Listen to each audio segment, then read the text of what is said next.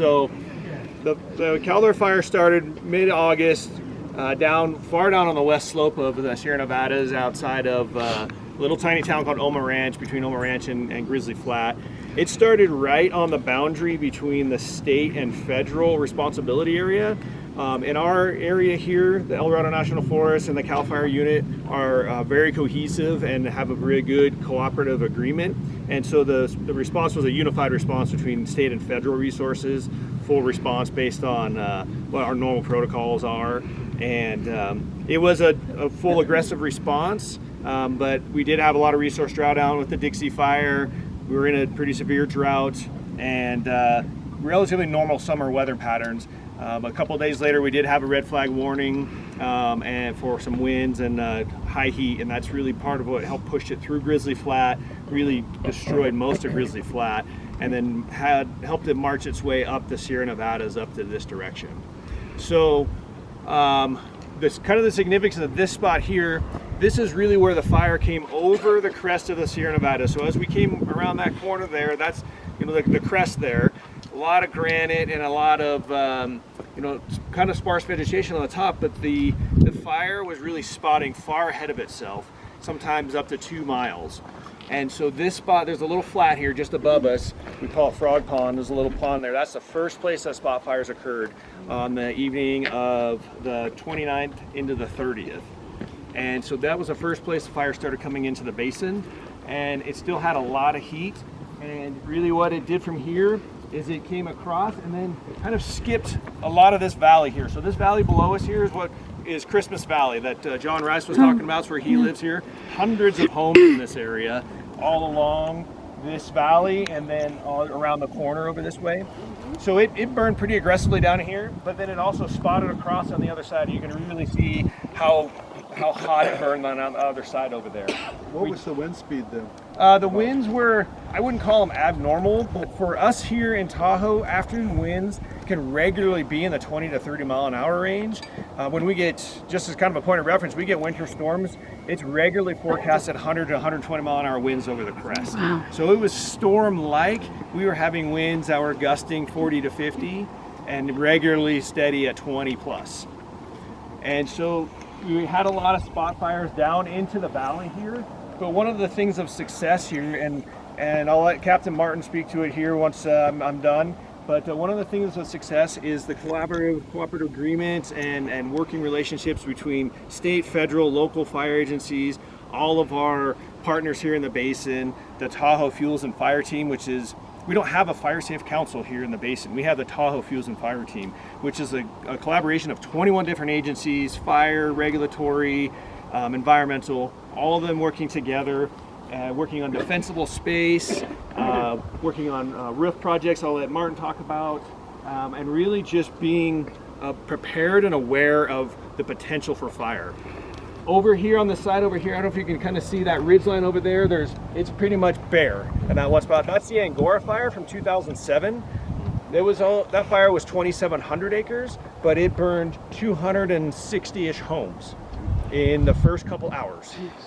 And so this area has fire history. There's another fire that's just, you can't quite see around the corner over there. It's called the Gondola Fire, right underneath Heavenly. It was about 1,500, 1,800 acres, and that happened in 2001. So we knew there was fire history here and is being prepared for it. Most of our fires here in the basin are relatively small. We're really aggressive with initial attack and really trying to prevent large catastrophic fires. But there is a point where it just happens when all the pieces come into play. So this fire as it came across here, it went up and over this ridge, and then around that rock outcropping, hundreds of more homes. But what is also over there is a Forest Service shaded fuel break that allowed the fire to change its behavior and allowed all the fire personnel to get in there and go direct attack aggressively on the edge of the fire and protect those homes. So between Christmas Valley, and then that's what we call the Apache area, and then in the city of South Lake, we're over there, we did not lose one single home. We had 2 damaged homes. One was on a deck, and one was just an outbuilding that burned. But we didn't lose one single home in this whole valley, and we contribute that to a number of things. obviously the preparedness and the amount of interaction that the public took it serious to be part of our overall team to help prevent damaging fires, home hardening, and all the education efforts. We had a lot of resources. We had time to prepare as we saw the fire marching up. We put a lot of resources up here. And one of the things that's really unique about Tahoe is, so much about the lake itself and the basin is really what happens to the lake. It's all about lake clarity. So using a bulldozer is really common for making fire control lines on fires. But in Tahoe, it wasn't really that common. It was actually almost a bad word. The word dozer, kind of a bad word. We've only used them maybe one or two other times, and it was very sparse. But we recognized with the intensity of the fire going on and really what was occurring, we had to kind of throw that out the window a little bit and use all of our tools in the toolbox. So like I mentioned the last stop, I was one of the operations section chiefs, so kind of helping dictate what was going on here in the basin. So we ordered a lot of dozers. We had 62 dozers on the ground up here. So dozers used to be a bad word with one, and we kind of blew that out of the water. We had 62 dozers that made fire line between all the homes that are over here on the side here, the toe of the slope, all around this community here. So we really use all the tools available to us. But one of the things after the fire, post-fire restoration, is we work very closely with the TRPA, Tahoe Regional Planning Agency, and the Forest Service, and all of our regulatory agencies up here to restore the dozer lines to pre-fire type conditions, to the point where if you looked at it today, you wouldn't even know there was a dozer line there. We went so far. We always do suppression repair on our hand lines and our dozer lines, but we went so far as to rake the lines, place sticks and pine cones and all those types of things to make it look as natural as possible. Went over the top of what we normally do, while still allowing those dozer lines to be reopened if need be moving into the future, because we don't want to lose that successful tool that we've already used. So they're all there, they're identified, but they're restored. We had a couple stream crossings we went through. We collected and caught all the sediment. We had no additional sediment into the lake or no damage to the lake clarity, even after all that heavy iron making a lot of pathways down here. So overall, we look at it as damaging as this is. We also look at this as a point of success that we point to as what we can do as local, state, and federal agencies here in the basin to show that we can get somewhere together, and that we have to really adapt to what is going on and really just be prepared the best that we can. So, you guys, is there any questions at this point? Then go ahead. Is there a point? Well, first of all, do you guys have any input into a county building permit? And what I'm leading to is, you can find private property. You can build your $3 million estate that you're at for 4 months out of the year, but we're not going to spend $4 million of taxpayer money defending your castle. Does that exist in California? Or if it exists, do you guys just defend it? So we have a public resource code that dictates defensible space around homes in California, and that's 100 foot of defensible space. And it dictates, it's kind of separated into separate zones. The 0 to 5 foot zone has a different definition of what we want by policy, and then the 30 foot, and then the remaining 70 foot. It's a law, and then we also have to enforce that. We do defensible space inspections, both us as the state, and then our local fire district helps as well. And so we do those inspections as part of that public resource code because of those exact reasons of you can't just build something in the middle of somewhere and expect a bunch of resources to come defend that one home. We call that helping us help you. Yeah. So over the last couple of years of the Tahoe Summit, there was a lot of discussion around the abbreviated NEPA process that went into effect to, from what I understand, treat these areas. Right, And the PTEIR? Yeah, I mean, it was, McClintock talked about it last year, it was talked about just a couple of weeks ago. How much influence did that have on the success of what you say? A lot of that came after the Caldor fire came through here, but we have used it since then with the California Tahoe Conservancy. So not just CAL FIRE is doing CEQA on private lands and state lands in the basin. The other agencies who are doing work can do the CEQA and really advance that. So there's a project that's going on, just if you can kind of see a little pond over there, there's a whole bunch of homes in there, and the Tahoe Conservancy owns a lot of land. Our CAL FIRE crews are doing a lot of the work amongst other crews as well, and that was all part of that advanced being able to. So you were saying before that the fire was just blowing through these other shaded fuel breaks. Mm-hmm. Why was that one successful? And can you give us some of the like details about that fuel break? Sure. So this fuel break around there was it was where they took out. They brought it down to, I can't remember the stems per acre, but they basically took it. It was still over 150 to 200 basal area. Oh, okay. So still pretty high. Still pretty high, but much Yeah. less than the surrounding area. And that's one of the areas directly next to that. There was no fuel reduction and none, and so the trees they're all standing there in the shaded fuel break, and so they're all still healthy. But directly adjacent to that is untreated, and those trees are completely gone.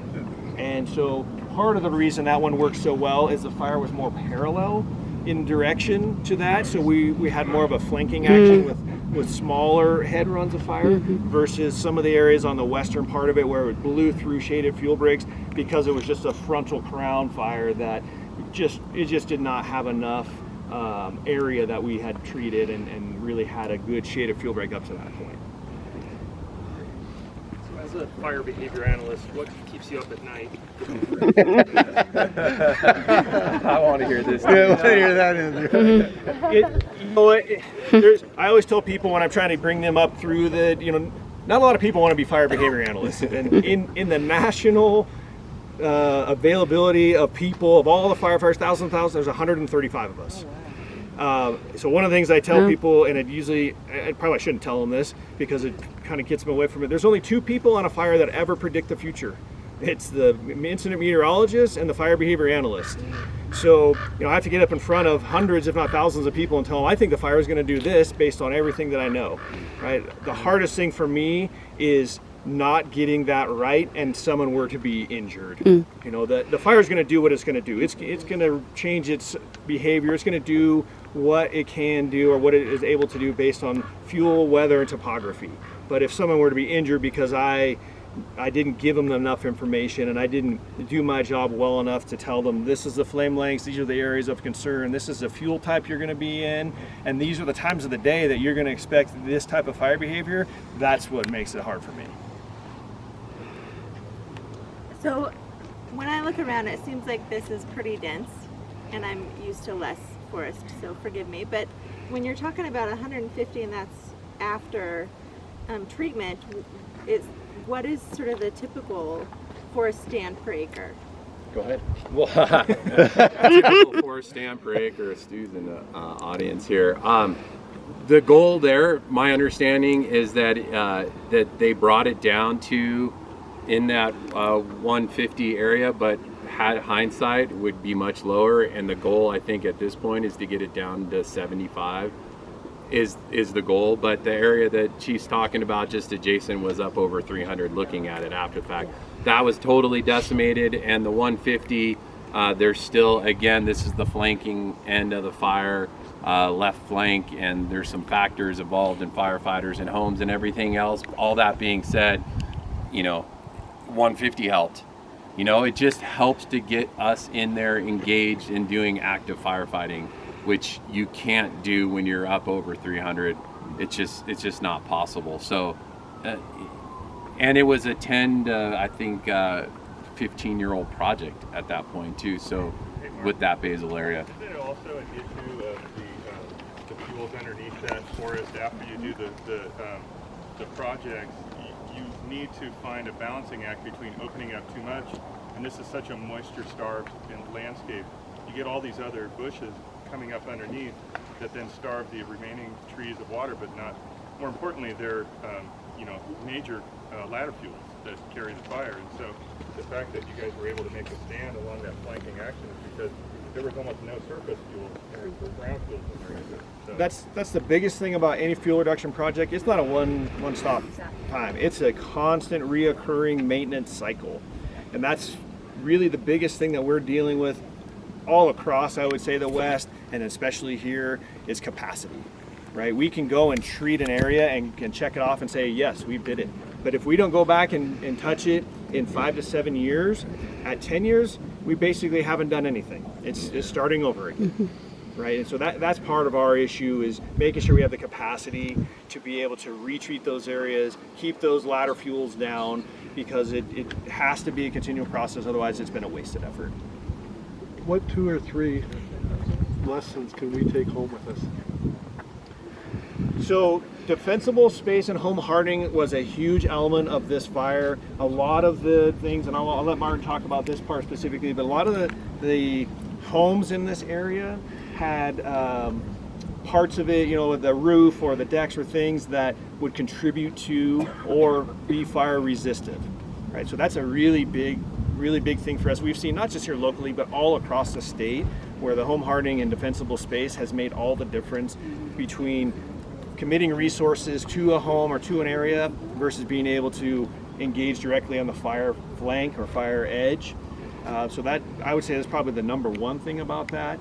And go ahead and speak to the homes and... Yeah, let me see if I can wrap this in and add a perspective from local government. So first off, I'm Martin Goldberg with Lake Valley Fire Protection District. I've been with the district since 2001, have held a number of different roles, moving up through the ranks to the position of captain, but also running a fuels program for 10 years, doing defensible space inspections, education outreach, home hardening, I'll talk about, and then just running a Type 2 IA hand crew that did a lot of this work. And so what I love about standing here with Chief Newman is that's local government state, and we'd have the feds on the other side if they were here available today to talk about this partnership. So lessons learned, speaking to and looking at the Angora fire, I was on that in 2007.